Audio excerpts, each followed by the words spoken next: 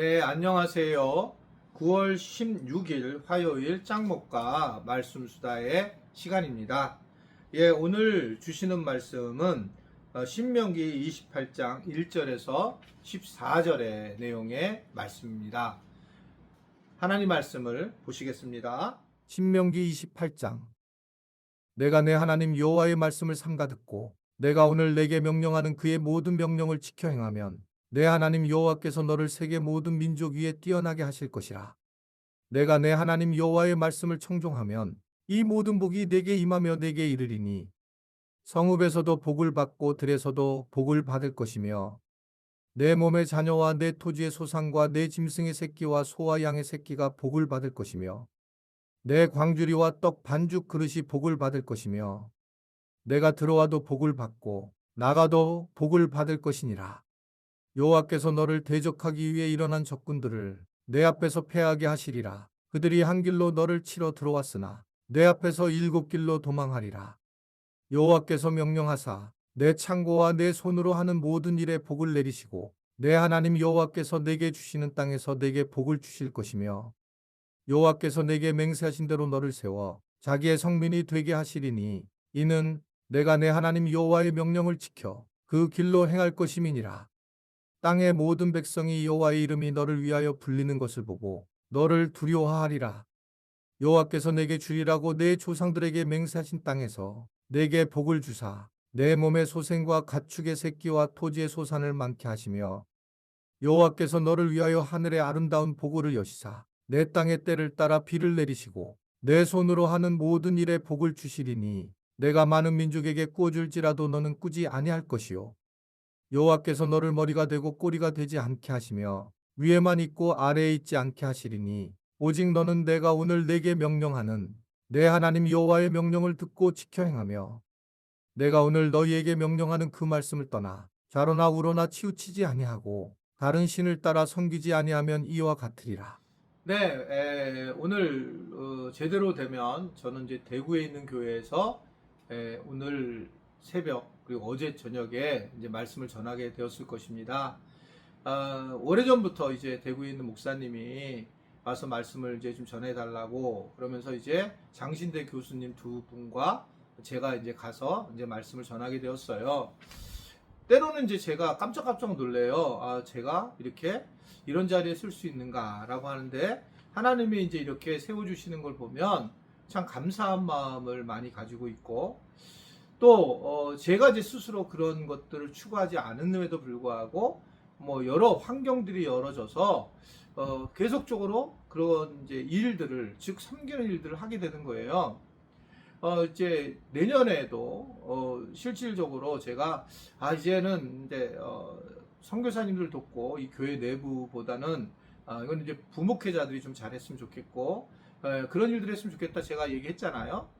그런데 이제 이 선교사 대회들이 이상하게 저를 초대하는 그런 상황이 자꾸 벌어지는 겁니다. 그래서 이제 몽골 선교사 대회도 내년 1월에 이제 하려고 하게 되고 또 이제 그 중동 선교사들 대회가 있어요. 즉 중동에 있는 선교사님들이 모여서 그런 이제 선교사 대회를 하게 되는데 그런 이제 선교 대회를 이제 초청을 저한테 하는 겁니다.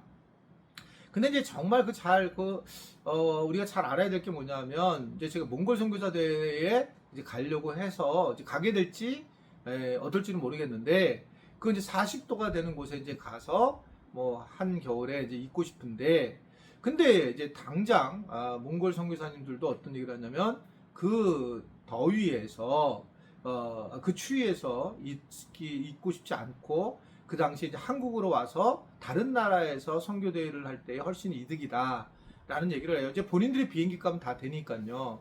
그러면서 이제 그것에 대해서 서로 이야기를 나누겠다 뭐 이런 얘기를 했어요. 그래서 뭐 한국에 와서 하게 될지 아니면 몽골에서 하게 될지는 모르지만 이제 보통 선교사님들은 그렇게 다른 나라에 가서 하는구나. 특히 이제 중동 선교사님들은 뭐 파키스탄의 선교사님이 파키스탄에서 할 수 없고요. 위험하니까요. 이란 선교사님들이 이란에서 할 수 없잖아요. 그러니까 이제 이분들도 따지고 보면 그 나라에서 할 수 없이 뭐 터키라든지 또는 트리키죠. 그러든지 불가리아라든지 이런 데 가서 이제 하게 되는 거라고 얘기를 하더라고요. 그래서 충분히 이해가 됩니다. 우리 입장에서는 뭐 가서 하면 맞는 것이지만 이렇게 이곳에 와서 이분들이 선교사님들이 쉼을 가지면서 그렇게 하면 그럴 수 있구나라는 우리 생각하고 다른 선교사님들 세계가 있다라고 하는 걸 보게 됩니다. 어떻든 비행기 값들은 이제 그분들이 내시고 이제 저희가 어떻든 그곳에서 먹고 자는 부분들을 이제 섬길 수 있으면 섬기는 게 좋다라고 하는 것을 이제 생각해 보는 거죠. 그런 이제 일을 위해서 어떤 이제 우리 교인 한 분이 또 목적 헌금을 이제 하게 되셨는데, 그래서 이제 교회는 그것을 이제 함께 더불어서 또 교회 헌금도 같이 해야 되겠죠. 그래서 우리가 같이 그런 일들을 잘 세워나가는 것이 되게 중요하다라고 하는 생각을 이제 하게 되는 그런 시간입니다. 자, 여하튼 오늘 말씀은 하나님은 이스라엘 백성들에게 이제 순종에 대한 것들을 계속 강조를 하고, 그리고 이제 그 순종을 하면 복을 받게 되는데 그 복의 내용이 상상을 초월하는 거죠.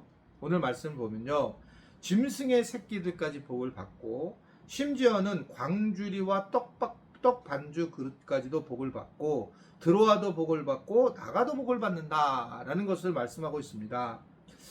결국은 하나님께 순종을 하게 되는 삶을 살아가게 되면 삶 전체 자체가 복으로 전염이 된다라고 하는 것을 생각할 수가 있습니다. 하나님의 축복이 우리가 생각하는 상상을 넘어서 간다라고 하는 겁니다. 이제 많은 분들이 내가 믿음 생활을 잘하는데 다음 세대 우리 자녀들이 믿음 생활을 잘 못한다 라고 이제 생각하는 분들이 있는데, 제가 지금까지 쭉 경험을 한 걸 보면 부모가 잘못 가르친 거가 있을 때가 있어요.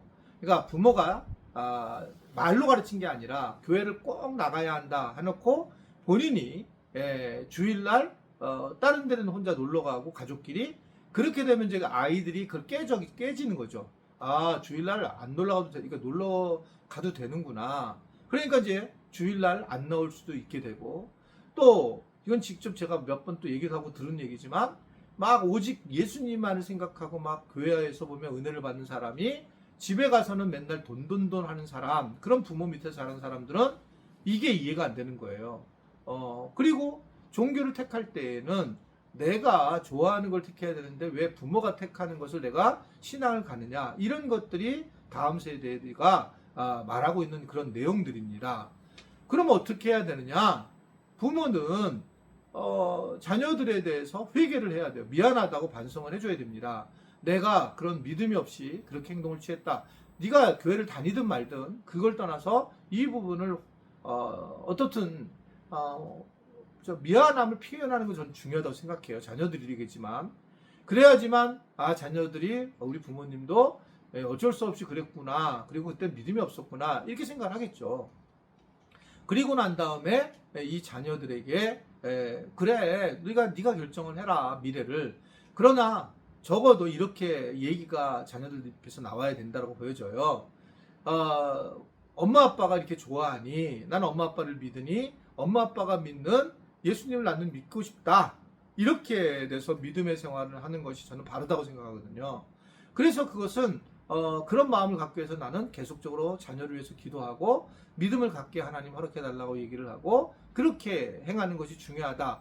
그러면 이제 바로 그러면 자녀들이 바뀌느냐? 그렇지 않은 경우를 많이 봅니다. 그러니까 대체적으로는 이제 그런 자녀들이 결혼할 때까지는 또 예수 잘 안 믿을 경우도 있고, 또 결혼했는데 이제 아기를 낳고 난 다음에 그러면서 이제 엄마의 마음과 아빠의 마음을 가지면서 다시 믿음으로 돌아오는 경우를 정말 많이 봤어요. 그러니까 우리가 어떻든 이 영향력이 세대를 넘어서서 어떤 관계나 범위를 넘어서서 드러난다는 거예요. 그러니까 나는 전도를 하지 않았는데 어떻든 간에 내가 나중에 천국에 가면 하나님 만약에 멸류관을 준비해 주셨다, 이렇게 되면 나 한 적이 없는데요 라고 하지만, 우리가 어떻든 은혜 받은 모습을 보고 주변에 누군가가 야, 삶이 다르네 저 사람은, 그러면서 교회를 나갈 수도 있어요.